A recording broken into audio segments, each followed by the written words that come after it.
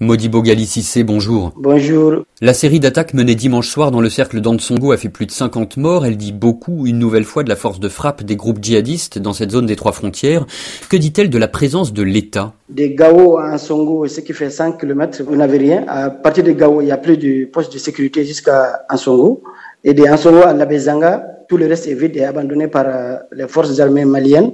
Sur les 7 communes que compte le cercle d'Ansongo, 4 maires sont basés à Gaoville. Donc les populations sont pratiquement abandonnées. Ce qui facilite le travail des groupes djihadistes pour le recrutement, pour mener des attaques. Oui, ça leur simplifie la tâche, à l'exception du Labezanga et de Ansongoville. Ils ont le cercle dans sa presque globalité sous leur contrôle. Personne ne peut parler, personne n'ose s'approcher de l'État sous prétexte d'être soupçonné, d'être un espion. Donc tout le monde se méfie et toutes les personnes qui ont un certain statut ont été obligées de quitter. Les maires, les chefs de village, les administrateurs et même certains imams. Il y a la région des trois frontières avec des attaques terroristes de grande envergure, et puis il y a les régions du centre du Mali avec des contextes peut-être plus complexes. Le cercle de Niono notamment a été le théâtre d'un accord de cessez-le-feu inédit en mars dernier avec les djihadistes de la Katiba Massina, membres du JNIM, mais depuis début juillet, de nouveaux affrontements y sont survenus entre djihadistes et chasseurs traditionnels d'Ozo. Pourquoi? L'accord signé le 14 mars avait des ennemis. Parce que pour beaucoup de chasseurs, les accords de cessez-le-feu signés avec les djihadistes sont des accords de soumission. Donc certaines brebis galeuses ont essayé de saboter l'accord. Mais c'est surtout un point qui a été mal interprété par les uns et les autres. Dans l'accord, il était dit que chacun doit garder ce qu'il a obtenu pendant la guerre. Ainsi, les Dozo doivent garder les animaux qu'ils ont enlevés aux éleveurs et les djihadistes doivent garder les animaux qu'ils ont enlevés aux paysans. Et après l'accord, il y a certains qui ont dit, bon, comme on avait chassé des éleveurs dans des villages, donc on doit reprendre leurs maisons, on doit reprendre leurs champs. Du coup, les djihadistes aussi reviennent à la charge en disant que donc tous les champs qu'ils avaient empêchés de faire moissonner l'année dernière doivent les revenir de droit. C'est là le problème est parti. Bon, l'accord, il est mort aujourd'hui. Ils l'ont déclaré officiellement mort et les attaques ont repris de la plus belle. D'autres localités du centre subissent le joug des djihadistes de la Katiba Massina dans les régions de Ségou et Mopti, de Languedougou, d'Inangourou, de nombreux villages du pays d'Ogon.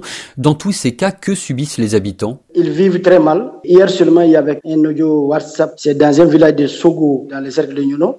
Il disait que tout manque jusqu'au cube magie et qu'il y a des personnes qui sont décédées de faim. Il y a des situations catastrophiques. On ne peut pas aller chercher du bois de chauffe, on ne peut pas aller aux foires, on ne peut pas aller cultiver, on ne peut pas faire paître leurs animaux. Est-ce qu'il y a aussi des obligations vestimentaires ou de comportement religieux? Là, il existe surtout dans les deltas, une zone qui est entièrement sous leur contrôle. C'est là qu'ils exigent les pantalons courts, les barbes longues, croiser les bras en priant. Il y a aussi souvent des gens qui ne sont pas d'accord et qui engagent un débat doctrinal avec eux. Et malheureusement, beaucoup d'entre eux rechignent à aller à ces débats doctrinaux. On imagine que c'est aussi difficile de s'opposer à des hommes armés. Ça, c'est très difficile. Il y a des gens qui osent, mais pour la plupart, les gens acceptent ou sont obligés de quitter les villages avec femmes et enfants. Et la réponse de l'État malien, de l'armée malienne? L'armée, elle est dans les chefs-lieux de cercle pour la plupart et dans quelques chefs-lieux de communes. Donc la majeure partie des villages se retrouvent dans les mains de ces hommes armés, qu'ils soient djihadistes ou dounsous, qui déambulent comme ils veulent. Parce que l'armée n'est pas présente. Je prends juste l'exemple du cercle de Tinekou. Vous avez plus d'une centaine de villages, mais vous avez l'armée juste dans 5 gros villages. Et le reste est abandonné. Vous parlez des milices locales d'autodéfense qui se constituent autour très souvent des chasseurs traditionnels d'Ozo. Est-ce que ça permet de sécuriser les habitants? Oui, dans une certaine mesure, parce que partout où se trouvent ces milices locales, c'est très rare de voir les djihadistes venir imposer leur dictat. Mais le seul hic est que la présence de Dozo crée une situation dangereuse dans certains endroits. Le conflit est communautarisé.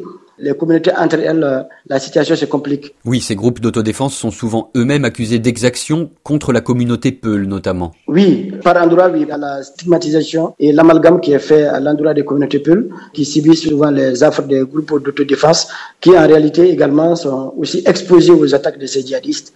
Ce qui fait que chaque fois qu'ils subissent une attaque, ils peuvent essayer de se venger d'une certaine manière. Dans son plan d'action gouvernemental, le Premier ministre Choguel Maïga a annoncé des actions vis-à-vis de ces milices d'autodéfense. L'État veut agir sur cette question? Mais quand l'État n'est pas présent, est-ce que l'État peut imposer aux hommes de déposer les armes?